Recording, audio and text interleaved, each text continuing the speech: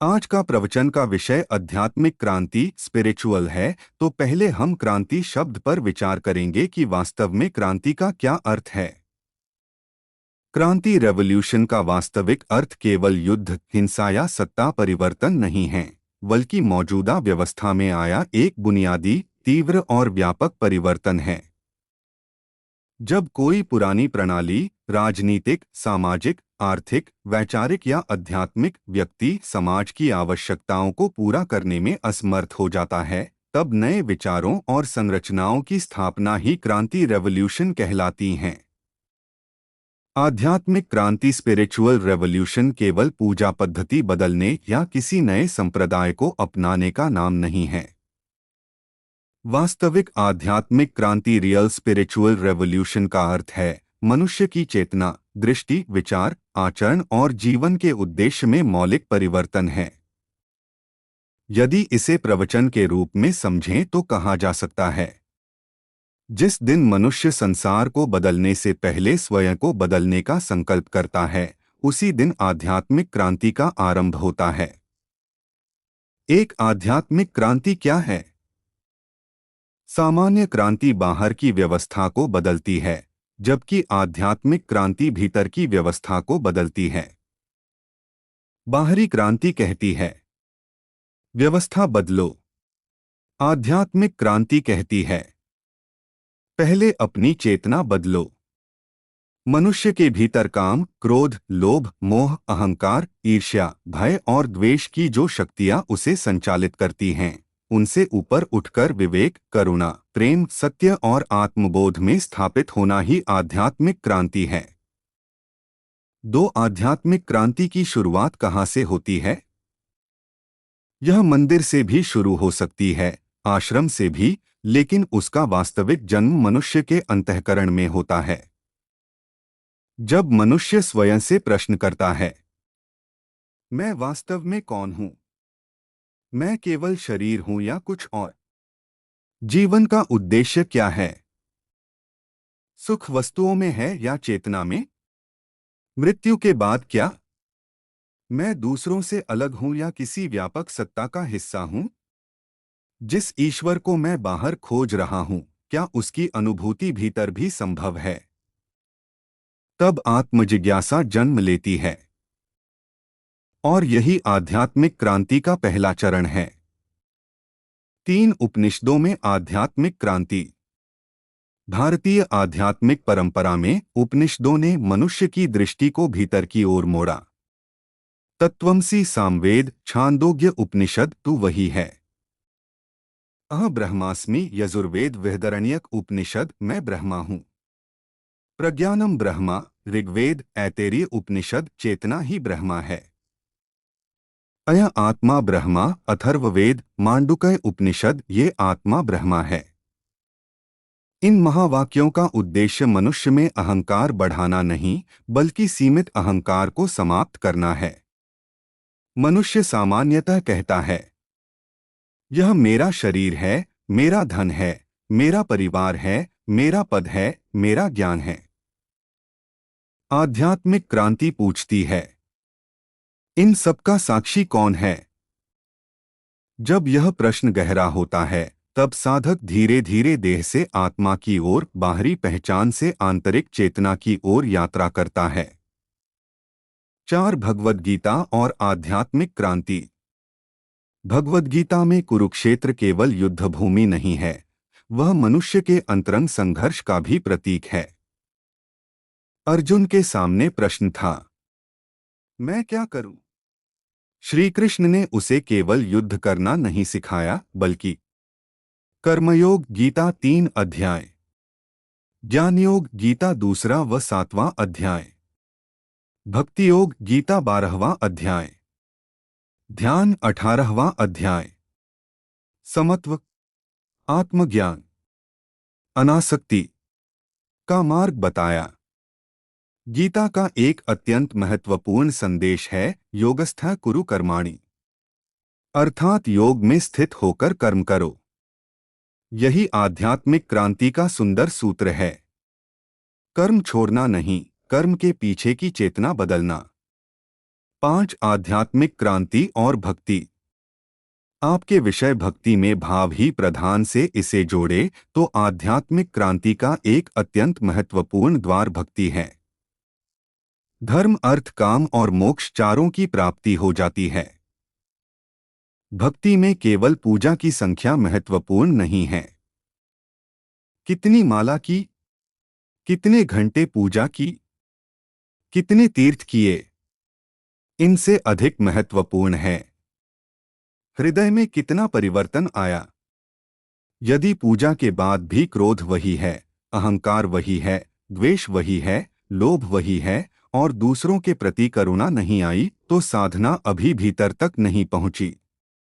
वास्तविक भक्ति कहती है, भगवान के चरणों में फूल चढ़ाने से पहले अपने अहंकार को चढ़ाओ। यही आध्यात्मिक क्रांति है। 6 आध्यात्मिक क्रांति के 5 स्तर। 1 विचारों की क्रांति। मनुष्य अपने पुराने संस्कारों और अंधविश्वासों को जांचना शुरू करे। हर बात केवल इसलिए न माने कि सब ऐसा ही करते हैं। विवेक जागृत हो। 2 भावनाओं की क्रांति। क्रोध के स्थान पर क्षमा, घृणा के स्थान पर करुणा, ईर्ष्या के स्थान पर शुभेच्छा, भय के स्थान पर विश्वास। 3 कर्म की क्रांति। गीता श्लोक 47। कर्मण्येवाधिकारस्ते मा फलेषु कदाचन मा कर्मफल हेतु ते संगोत्व कर्मणि। कर्तव्य कर्म करने में ही तेरा अधिकार है, फलों में कभी नहीं। आथ तू कर्मफल हेतु भी मत बन और तेरी कर्म न करने में भी आसक्ति न हो। आध्यात्मिकता केवल ध्यान में नहीं, व्यवहार में दिखाई देनी चाहिए। सत्य बोलना, न्याय करना, सेवा करना, अपने कर्तव्य को ईमानदारी से निभाना, ये भी साधना है। 4 अहंकार की क्रांति। सबसे बड़ी क्रांति है मैं करता हूं से मुझसे कराया जा रहा है की यात्रा। यह निष्क्रियता नहीं है, बल्कि कर्म करते हुए कर्तापन के अहंकार को छोड़ना है। 5 चेतना की क्रांति। अंततः साधक को अनुभव होने लगता है कि मैं केवल शरीर, मन और विचार नहीं हूं, मैं इन सबका साक्षी हूं। यहीं से आत्मबोध की यात्रा प्रारंभ होती है। 7 आज आध्यात्मिक क्रांति की आवश्यकता क्यों है? आज मनुष्य के पास साधन बहुत हैं, लेकिन शांति कम है। ज्ञान बहुत है, लेकिन विवेक कम है। संपर्क बहुत हैं, लेकिन संबंधों में गहराई कम है। भौतिक प्रगति बहुत है, लेकिन आंतरिक संतोष कम है। इसलिए आज की आध्यात्मिक क्रांति का अर्थ संसार छोड़ देना नहीं है, बल्कि संसार में रहते हुए अपनी चेतना को ऊपर उठाना है। व्यापारी व्यापार करे, लेकिन ईमानदारी के साथ। गृहस्थ परिवार चलाए, लेकिन आसक्ति में डूबे बिना। साधु साधना करे, लेकिन अहंकार के बिना। विद्वान ज्ञान दे, लेकिन अभिमान के बिना। राजनीति करने वाला सत्ता को सेवा समझे, स्वार्थ नहीं। यही जीवन में आध्यात्मिकता का प्रवेश है। 8 आध्यात्मिक क्रांति और धार्मिक कट्टरता। यह अंतर समझना बहुत आवश्यक है। धर्म मनुष्य को जोड़ता है, कट्टरता मनुष्य को बांटती है। आध्यात्मिक व्यक्ति कहता है, मेरी साधना मुझे बेहतर मनुष्य बनाए। कट्टर व्यक्ति कह सकता है, मेरी मान्यता ही सही है और बाकी गलत हैं। आध्यात्मिक क्रांति किसी धर्म के विरुद्ध नहीं है, वह धर्म के भीतर छिपे सत्य को जीवन में उतारने की क्रांति है। 9 आध्यात्मिक क्रांति का सबसे बड़ा शत्रु। बाहर का संसार नहीं, अहंकार। क्योंकि साधना करते करते भी मनुष्य कह सकता है, मैं बड़ा साधक हूं, मैं ज्ञानी हूं, मैंने इतनी साधना की है, मेरी अनुभूति सबसे बड़ी है। यही आध्यात्मिक अहंकार जन्म लेता है। इसलिए सच्चा साधक जितना ऊपर उठता है उतना ही विनम्र होता जाता है। 10 वास्तविक आध्यात्मिक क्रांति की पहचान।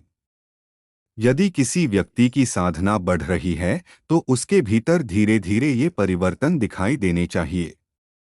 क्रोध, अहंकार, लोभ, भय, द्वेष और प्रेम, करुणा, क्षमा, विवेक, शांति, सेवा, समत्व। यदि ये परिवर्तन नहीं हो रहे तो हमें अपनी साधना की दिशा पर पुनर्विचार करना चाहिए। 11 आध्यात्मिक क्रांति का अर्थ संसार से भागना नहीं, संसार को देखने वाली अपनी दृष्टि को बदलना है। जब दृष्टि बदलती है तो विचार बदलते हैं, विचार बदलते हैं तो कर्म बदलते हैं, कर्म बदलते हैं तो संस्कार बदलते हैं, संस्कार बदलते हैं तो चरित्र बदलता है, और चरित्र बदलता है तो मनुष्य का पूरा जीवन बदल जाता है। और अंत में बाहर की क्रांति दूसरों को बदलना चाहती है, लेकिन भीतर की क्रांति स्वयं को बदल देती है। और जिसने स्वयं को बदल लिया उसके लिए संसार को देखने का पूरा ढंग ही बदल गया। आध्यात्मिक क्रांति का सार। आत्मजिज्ञासा, विवेक, साधना, भावशुद्धि, अहंकार का क्षय, निष्काम कर्म, भक्ति, आत्मबोध। यही वास्तविक आध्यात्मिक क्रांति की यात्रा है। वीडियो अच्छा लगे तो लाइक और सब्सक्राइब करना न भूलें और अपने मित्रों को शेयर करें। धन्यवाद। नमस्कार।